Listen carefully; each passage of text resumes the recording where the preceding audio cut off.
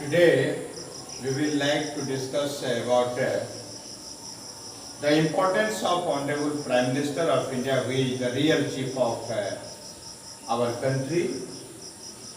We have already told you the constitutional chief, he is president, and the real chief, the Prime Minister.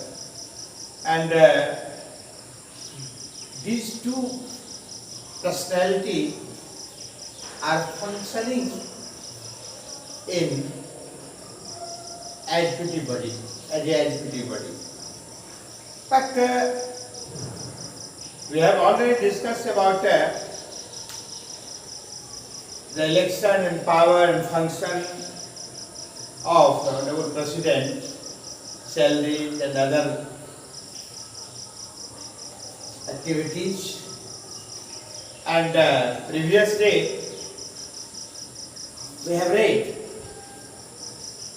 about the appointment of Honorable Prime Minister, who is the real chief of our country. And we all know our country is divided into 545 constituencies, and from each constituency one representative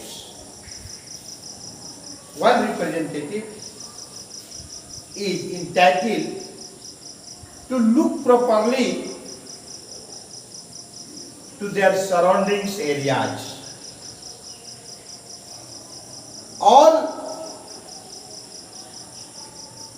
representatives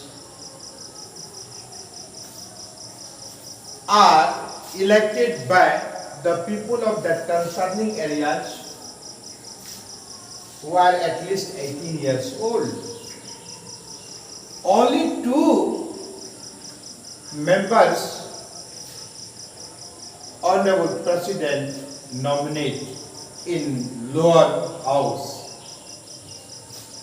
and according to the basis of the position of lower house, how many seats a party has achieved, and if the party has majority, then the leader of that majority party, he will be able to form the government. Honorable President invite to him for forming the government. It is already clear. लेकिन ये भी हम समझ चुके हैं कि जितने भी रिप्रेजेंटेटिव्स होते हैं, उन सभी रिप्रेजेंटेटिव्स का चुनाव उस क्षेत्र के नागरिकों के द्वारा, भारत के नागरिक जो हैं, वो सराउंडिंग्स कंस्टिट्यूएंसीज में जो बटा हुआ है, वो सब मिलकर के जो कम से कम 18 वर्ष की आयु प्राप्त कर लिया है, वोटर लिस्ट में उसका नाम है, वो सब मिलकर के अपने अपने क्षेत्र से एक खड़ा तो बहुत लोग होते हैं, रिप्रेजेंटेटिव्स का चुनाव करते हैं।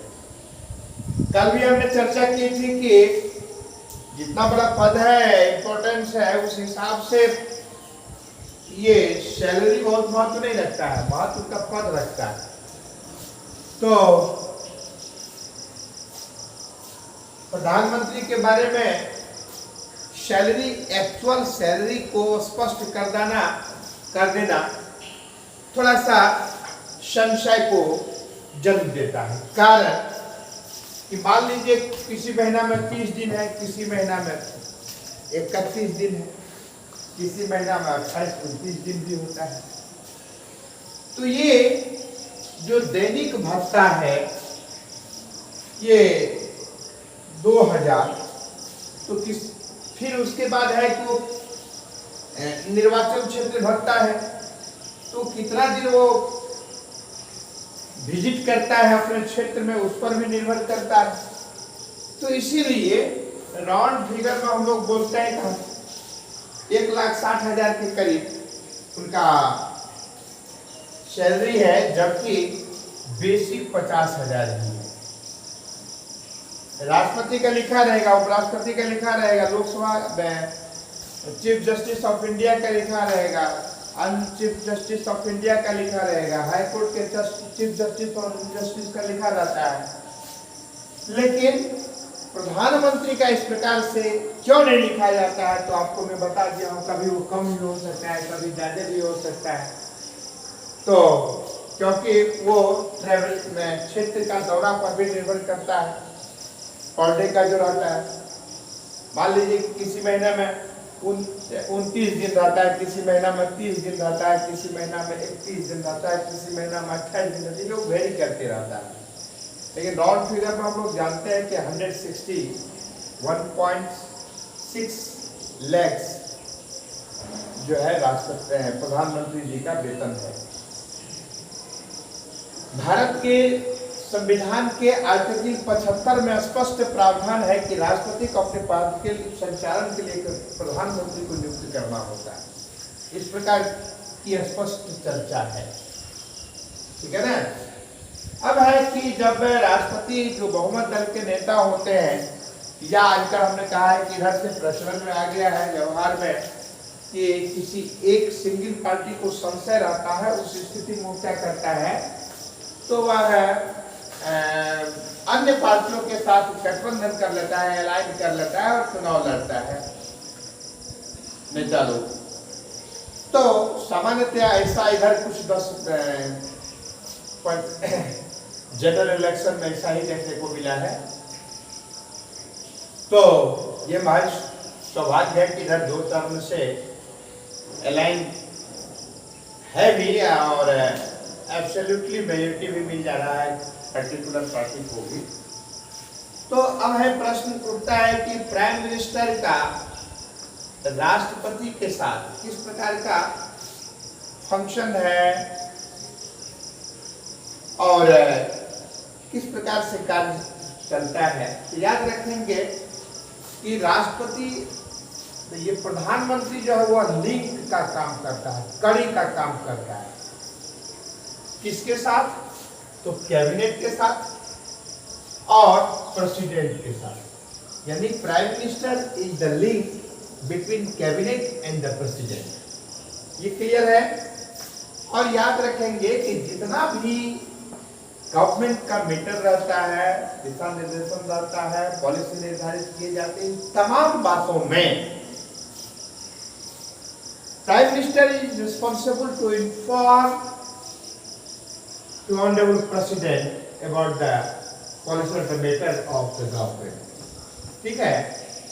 उसके बाद है कि to advise the president for summon and proroge, यानी और यदि लोकसभा को डिसॉल्व करना है तो उसके लिए भी प्रधानमंत्री राष्ट्रपति को सिफारिश कर सकता है। तो राष्ट्रपति प्रधानमंत्री की सलाह पर ये सत्र को बुलाता है और अवसान भी करता है। तो इस प्रकार का कार्य भी राष्ट्रपति के साथ प्रधानमंत्री का होता है। फिर उसके बाद आप देख रहे हैं कि appointing and the removing the higher ranks officers. तो इसमें देखा जाता है कि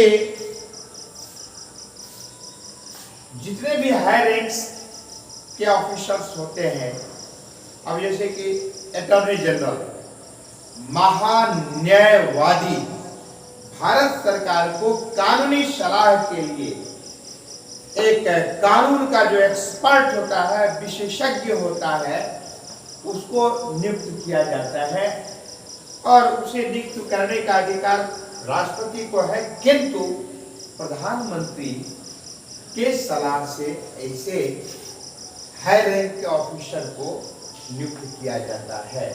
यानी कि हो गया attorney general, controller and auditor general,